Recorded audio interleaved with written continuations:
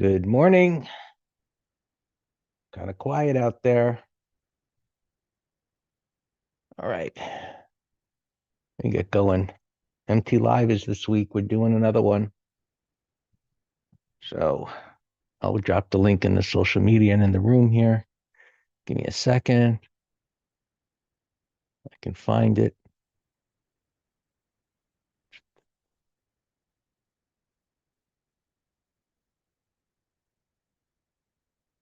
There's so many things open here. Anyway, I'll find it. Oh, you know what? Before I do that,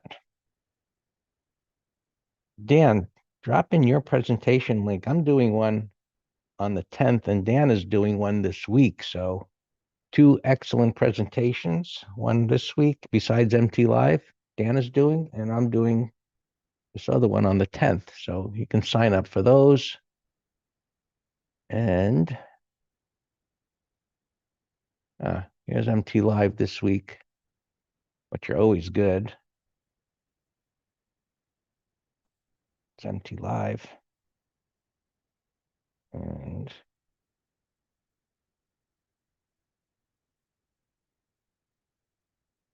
this is whatever. Okay, let's get to the charts. Look at the important stuff.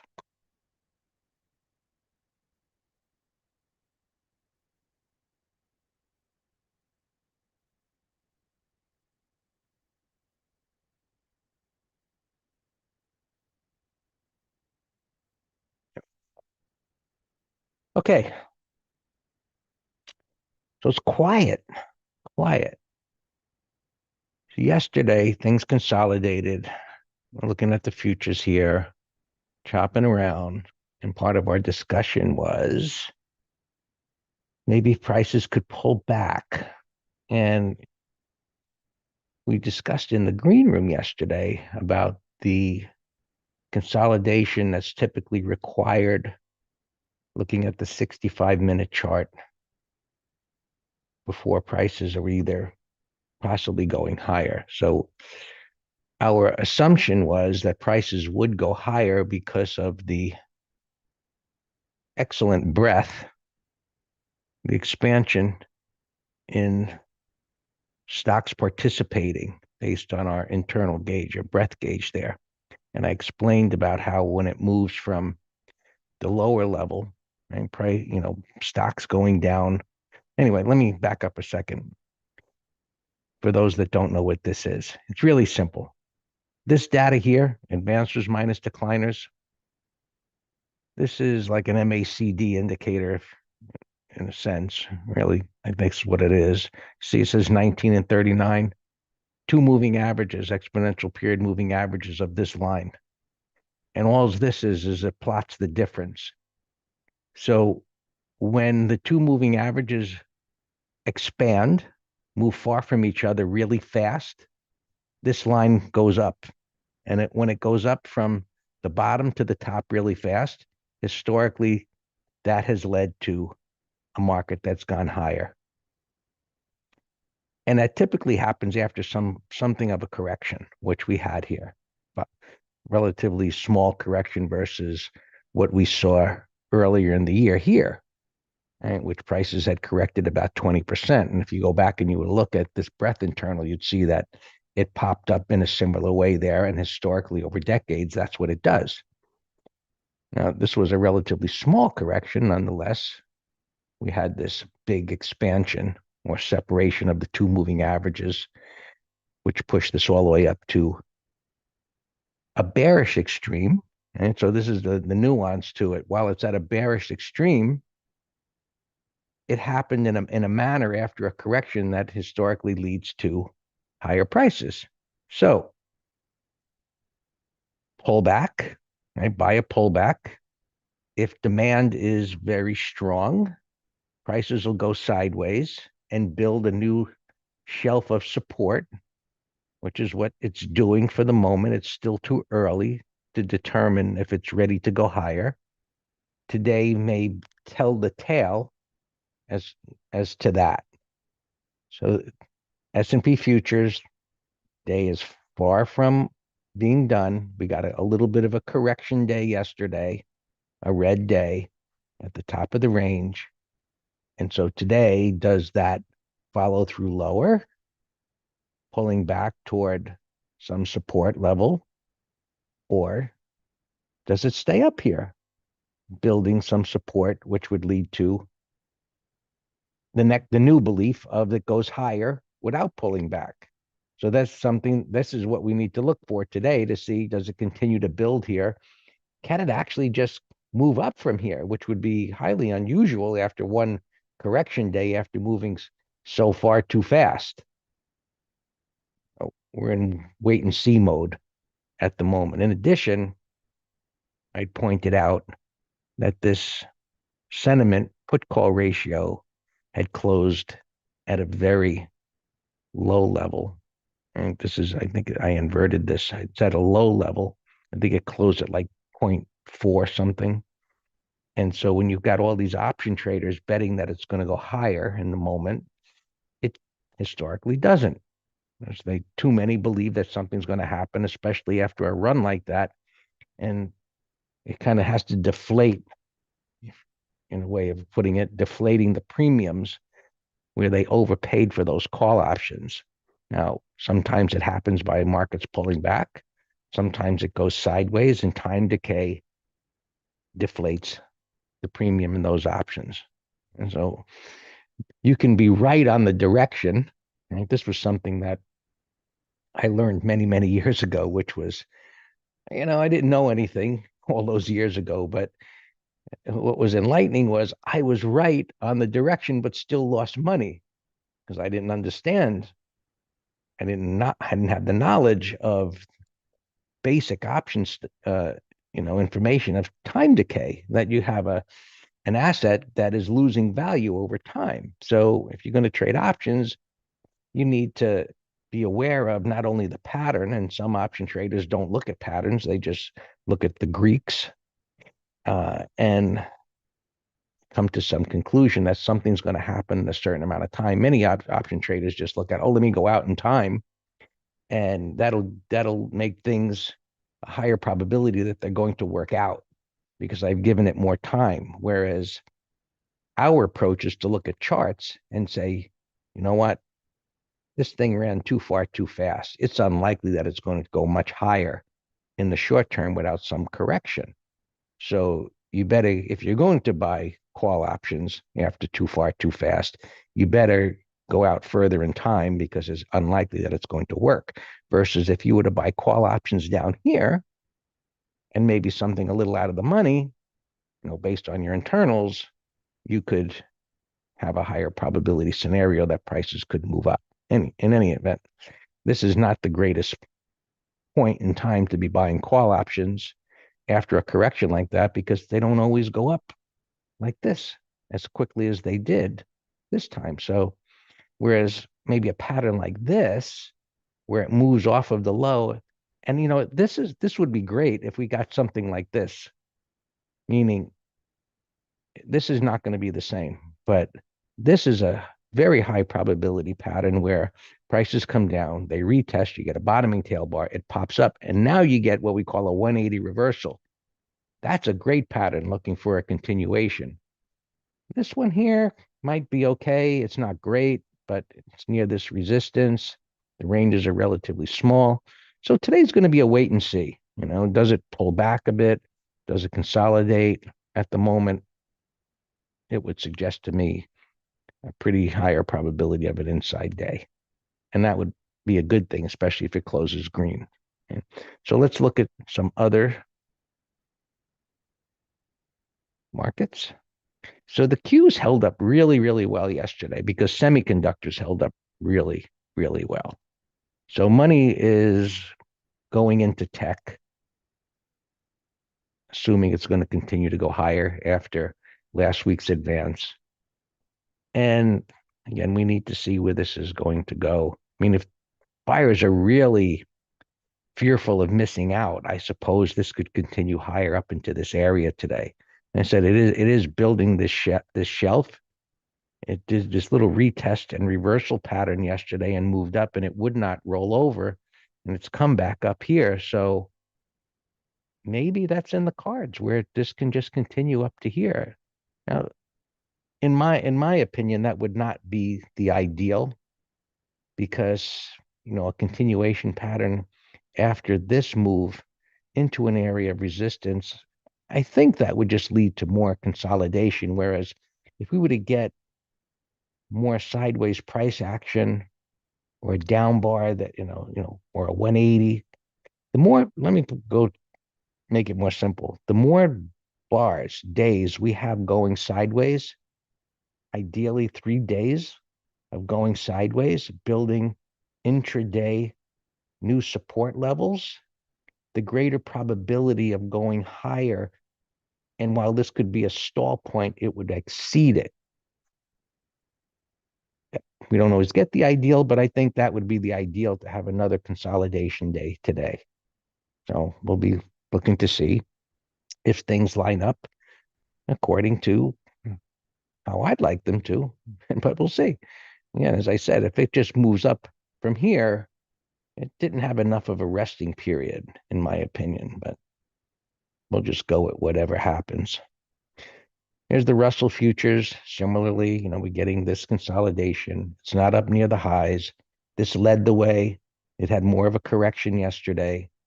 So far, it's just an inside day. We're going to see how this shapes up. So far, it's just in a trading range intraday. Right. The Dow also was weaker yesterday. You can see it was a larger down day. It's in the bottom part of the red bar, unlike the others that were up. The Qs and the ES were up near the top part of there. This one is correcting. So if today is going to be a lower day, this has the potential to maybe having a larger move. Now, ideally, we don't want the move down to be too big because it could put the whole scenario into question. But this is obviously 24-hour chart. We really have to look at the ETFs to get a better view of this consolidation because this overnight trading is lower volume. And while it is of greater interest to those trading these to see what support and resistance is, it is less important or useful than looking at the ETFs, which let's do that.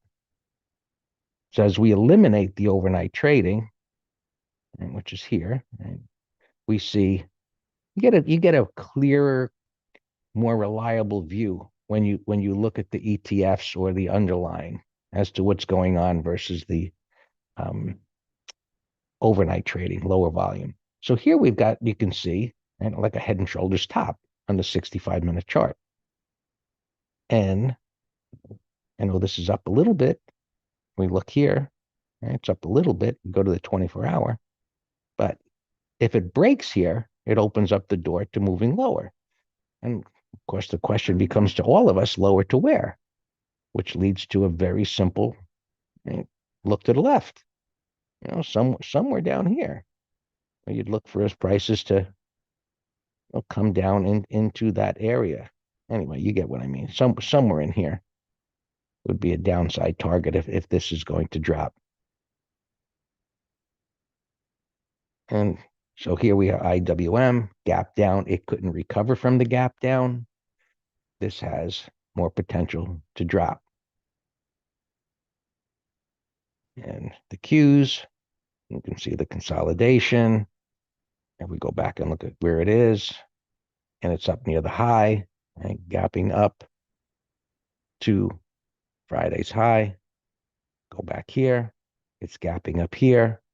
So there's another shelf of resistance. If it can hold up there, excuse me, 15, 20 minutes, 30 minutes, what have you, it increases the belief probability that it can go up. But the next resistance isn't that far away. And that's why I said it. Ideally, you get another consolidation day that builds this support that would open up the door to a move higher without greater probability of a stall. Do the same thing with the spiders. Right? There's the Head and Shoulders top. We know it's up a little bit. Does it continue to consolidate? And this already reached that pivot high. So it showed relative strength to the Qs. As we see where it is in relation to the same time area on the chart. So I think it needs a little more back and fill, right, or some kind of a pullback to have a greater probability of it going higher. All right. SPX. Let me just double check those. That's where they were before we started. And I don't think it's moved much because the markets haven't moved much. Now, one thing that I noticed that we take a look at with these strikes that as they change to where the extremes are on a day-to-day basis is, remember yesterday, I forget the number was, but it was way down here. I said, it's not going there today. It's ridiculous where it is. So it came up tremendously from yesterday. You can go back and look at the video to where it was yesterday. In any event,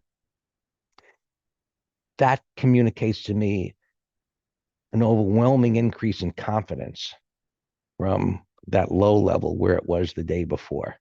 This didn't move much. It moved up a little bit. So I think that's a positive thing, where it's more normalized. Now, we know it's up here. The high volume strike right now expiring today is 68.50, which is right there. So, they're not betting out of the money, high volume strike. They're betting at the money that it's going to go higher from there. Maybe that's a little bit too enthusiastic. Because most of the time they're betting, at a level above where the market is, buying cheaper options versus buying ones at the money that are going to be more expensive. So maybe a little bit too much bullishness first thing in the morning. We'll see. And that high volume strike adjusts, and it's only pre-market. It adjusts as the trading day begins. So you get a clearer view, probably I'd say in the first 30 minutes or so, if the high volume strike is that it's being bet on. Right now it's 68.50, and the low volume strike, well, high volume for the lower, is 6,800. So moves down, it bump on its head there, and based on options, resistance, and support. And so no one is really looking for big moves here pre-market so far. Again, coming back to maybe just a trading day, another inside day, which would be okay. Bitcoin is recovering, not much of a big deal going on there. Really, not big deal at all. Oil is not doing anything. No sell set up there. Gold is correcting a bit. So far, consolidating. If it closes with a bottoming tail bar, that would suggest a bias that's going to go higher from there. Correction bar. Silver, too far, too fast? Yes, but holding up really, really well. Interest rates. This is really surprising that the markets, maybe this is again another indication of being overly zealous. Interest rates poked up big time and the markets held up. It's like, who cares? We're going to get a rate cut, right, when the Fed comes. So the 10-year going up, which normally would put some pressure on the markets, it didn't. And so I think it might be another indication of being a little bit too enthusiastic to ignore that. But so far it has. Markets are holding up. Short explanation, maybe a consolidation day. We'll see where it goes. All yours, Dan.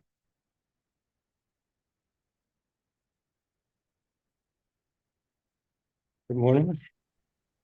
Hey, yeah, consolidation day would be perfect because we said yesterday if the markets go sideways for 2 more days, it would build a shelf for the bullishness, but consolidation day would also help for the hourly head and shoulder scenario. So we're waiting to trade either direction. But we'll always find day trades and put spreads and things. And this, yeah, yeah, double bottom. Don't, I mean, I wish this were cleaner. But that's a nice retest. That would be a great $90 put spread. Capex. And what do you want to do with that, Thomas? Up 8 bars with a reversal at resistance.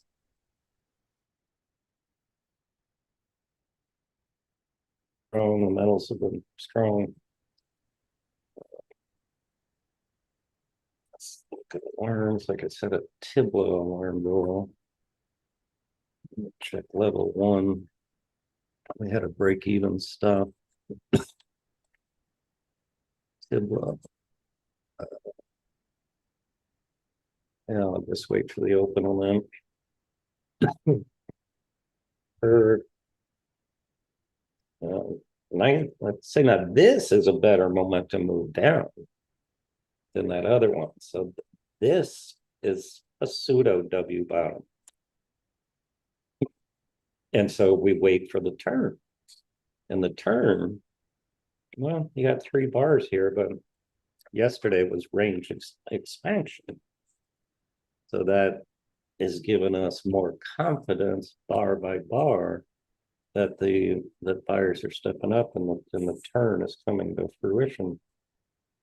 I was just looking at this NBIS. Hey, this NBIS does have juice for Friday. The $90 puts are, and they're tight, 90 by $1. So yeah, let's watch NBIS for a put spread at the open. It's good. Reddit. Sam found us this. I like it, to the top of the range, but look. So this in essence is what Greg and I are both talking about in terms of if the broader markets can go sideways after the big run. That's exactly what Reddit did. You got a 1, 2, 3, and then we got a range expansion closing breakout. So I like this both for a directional and put spread. And NVIDIA, there's no pattern here at all to go long, but it's a bullish turn. And that's the benefit of credit spreads. And that's going to be tomorrow's MT Live. Credit spreads. It's just, do I think 1, 2, 3, these 6 bars, 6-bar turn, do I think that's going to hold this 172.50 strike by Friday? Big trades over yesterday's high. Yeah, I'll take that bet. Well, that's a put spread. Silver, we're in trail mode. Reset the alarm. My low alarm off earlier today.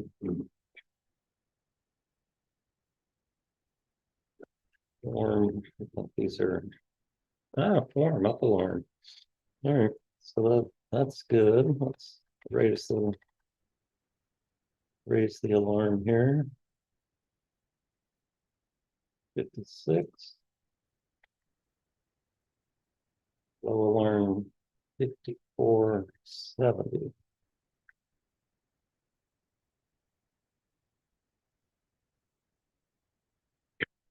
Deck alarm went off. Up alarm. So I raised the alarm. I gave it to Telegram, but I'm gonna give it to you all. Here's our deck. We have a third left. That was a nice bottoming pattern. So another retest. Another retest. That was a great bottoming pattern. APPN. We're in trail mode. D-Dog. Look at the gapping up above this.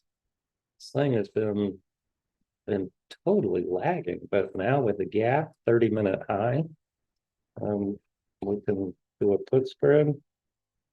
And house, I had a up alarm go off. It's kind of a little bull flag. We're in it long, stopped yesterday's low to protect our gains. All right, those are all the alarms. Let's go to earnings here. Curto, 195. That's a big gap.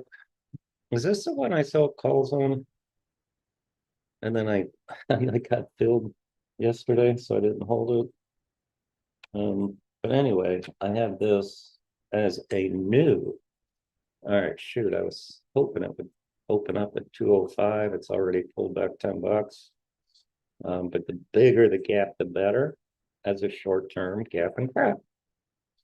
So I love doing call spreads on these, but the more it comes in, the more we're not going to be able to get as far away on the short strike as other ones. We'll watch it. MDB. Yeah, Sam and I did Alex, I don't know if you joined this, but yeah, we sold and that's a monster gap to the upside. Yeah, we did a short strangle, which is a make it out of the money call, out of the money put. And they're risk. They're risky because they're not spreads. It was up actually more last night. I thought it so now, yeah, as soon as the spreads, after 5 minutes, I'll look at the spreads and we'll be able to get out at a nice profit. All right. SIG 95.50, a big mess, but this is a candidate for a condor for Friday. All right, this is gapping over all these three bars, so that's a bullish gap.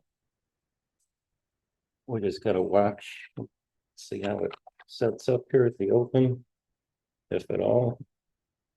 This gapping down 1173. That's a bearish gap breakdown.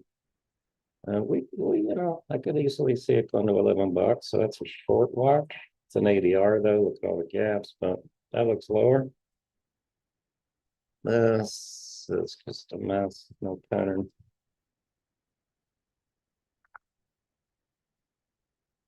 Here, 515. It was up more. I don't, look at the angle of this 20 and 50 railroad tracks. And if it had a bigger gap, if it were gapping of 560, then it could be the start of a bottoming, but we'll come back to it. Connell, 2126. Could be the start of a bottoming. Maybe 30-minute high volume. All right, those are all the earnings, and I deleted some. Let's just see what I got going on here.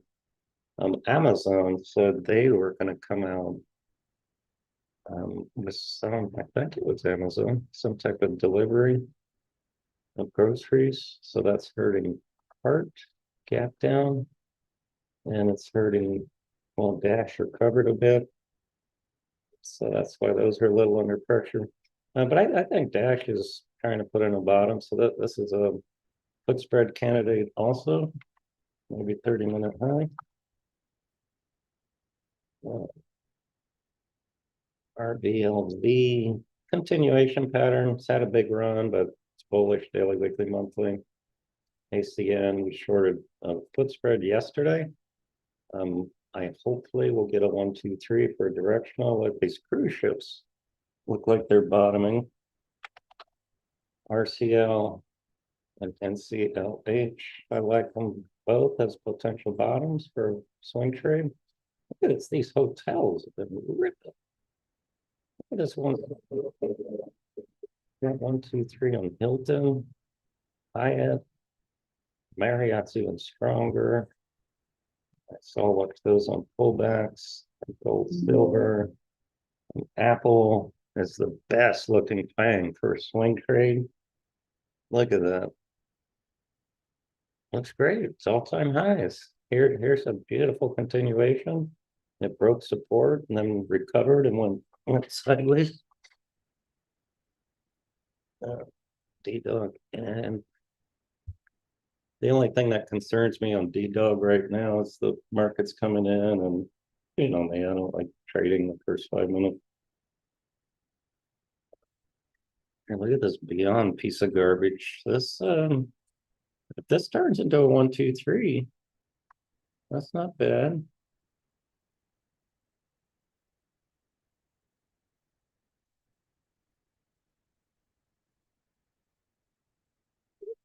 That 2, 1, giving me laser. Oh, is it pricey? Yeah, I didn't even look yet because I know the spreads will be crazy.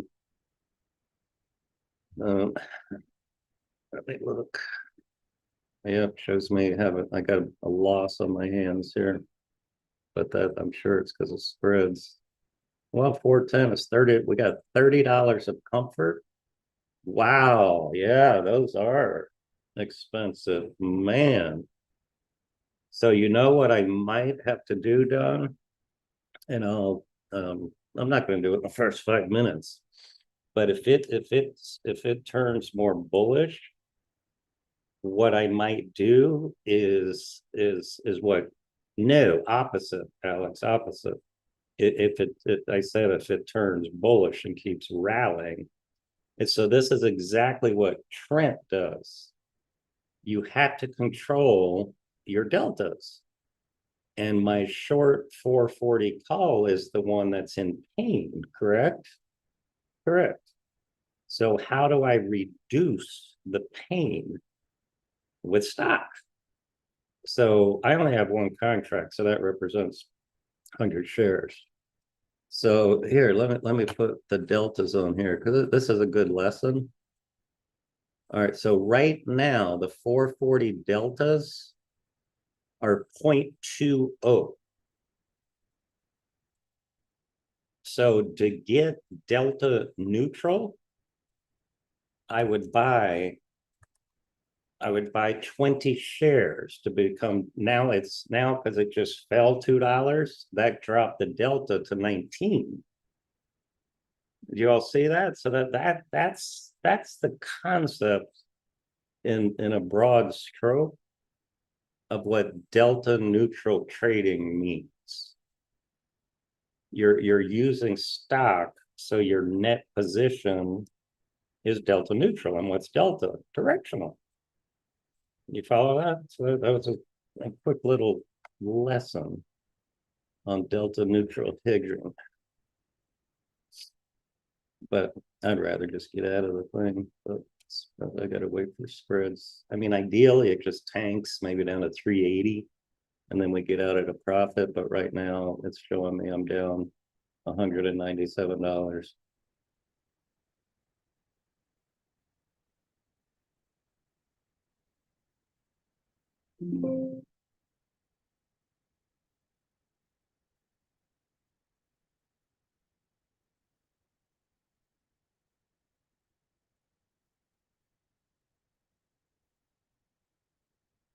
What's we got going on here? So the market's 5-minute charts are a mess here. I'm in no rush for longs. Qs, spiders, diamonds. Diamonds the weakest again, just like yesterday. TQs. That one looks the best. I agree with you. I agree with you. But with the other three horsemen neutral, are these going to go on their own? Nvidia's ripping, so we're not going to. But yeah, I do like that one the best for a day trade. It's just you're fighting the other three horses right now. But yeah, it looks day trade to this gap fill maybe, which is only 70 cents away, it looks like. But look at NVIDIA. So yeah, I gave this as a put spread, so we're not going to get filled. So let's cancel that.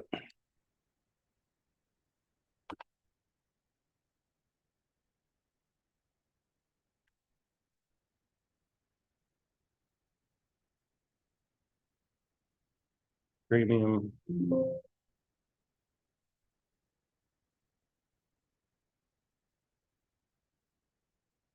Form, up alarm.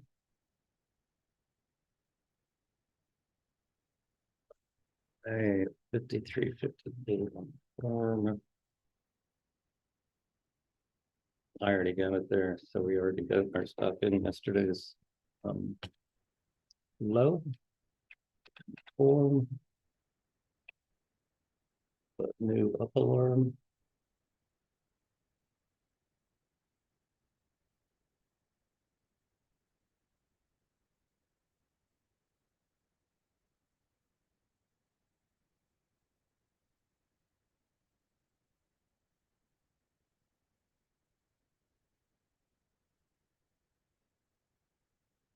Ish.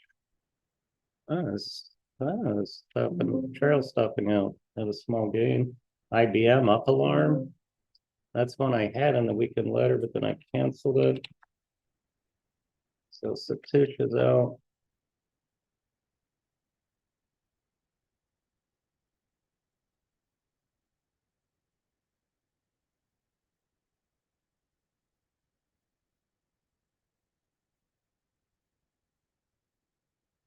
Warm. Let's tighten stuff here now. 54.66.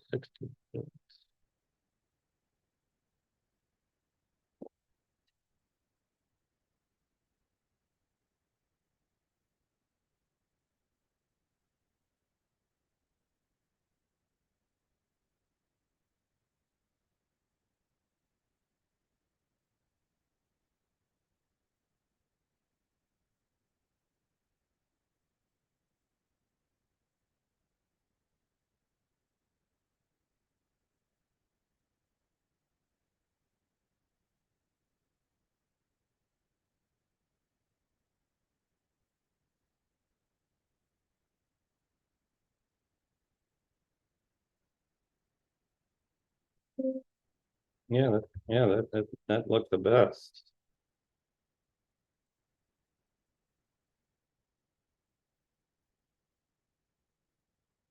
CCJ. I like it if it closed like this, or maybe 30-minute high. I do like the 15-minute bar. So maybe 30-minute high. XYF. I know this is I had a low alarm. This is the one I said.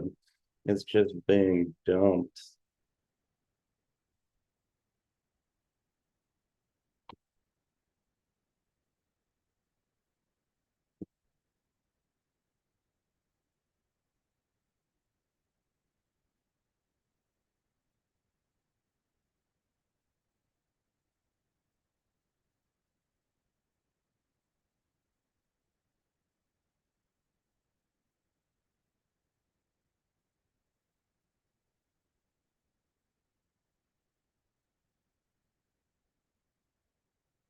Yeah, my alarm went off.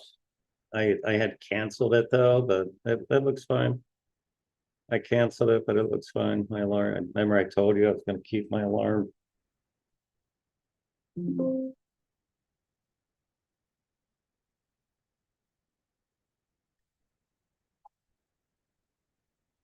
Whoa, Q's ripping here. NVIDIA's helping. Apple's helping. I think there was some news on NVIDIA doing some more deals. I guess with people.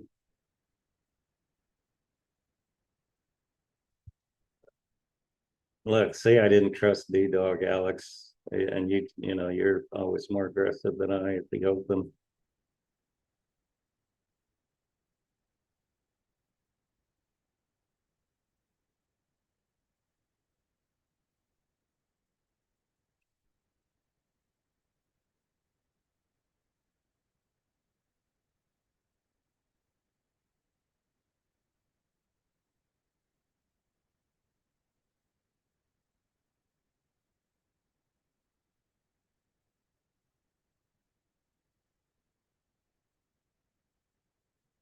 Actually, IH is trailing out.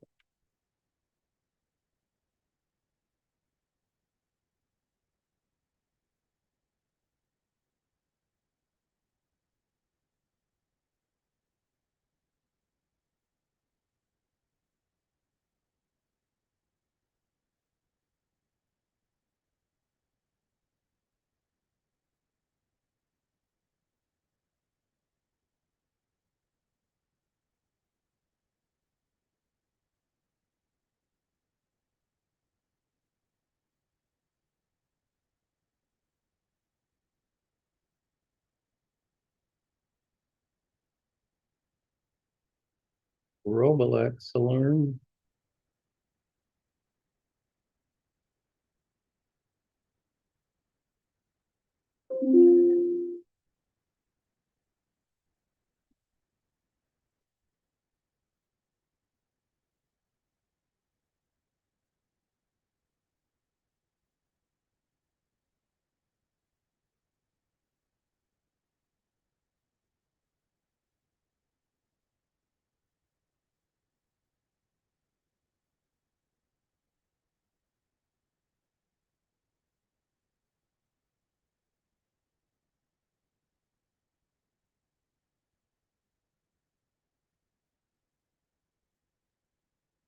But it's not running. Yeah, according. Yeah, looks like a good day trade. You know, swing. I'm not sure how high I'll go. I prefer a swing if it were to close like this. And then you do it tomorrow with a high. But day trade, yeah, day trade's fine.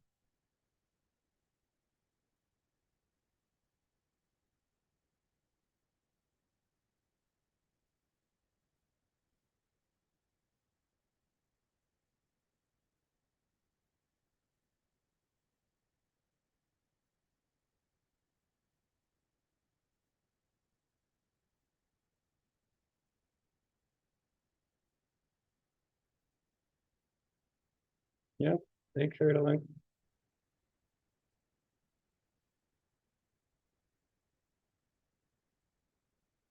Yeah, it's a nice scalp. CMCSA alarm. There's a short.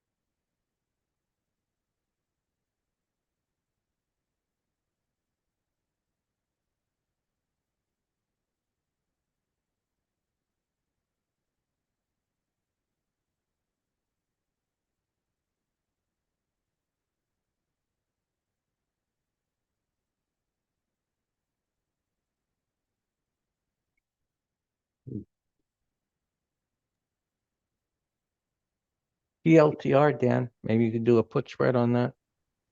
Pelletier. Yep. Or if you can get below yesterday's low somewhere.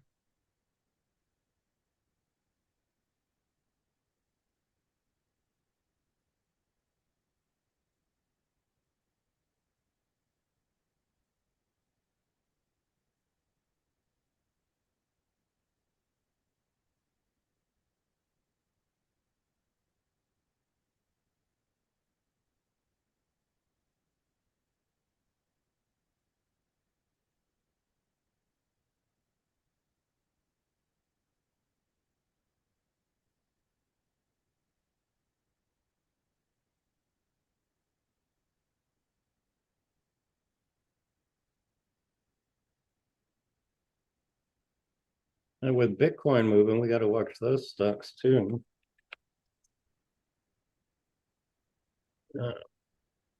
165, you can get shoes.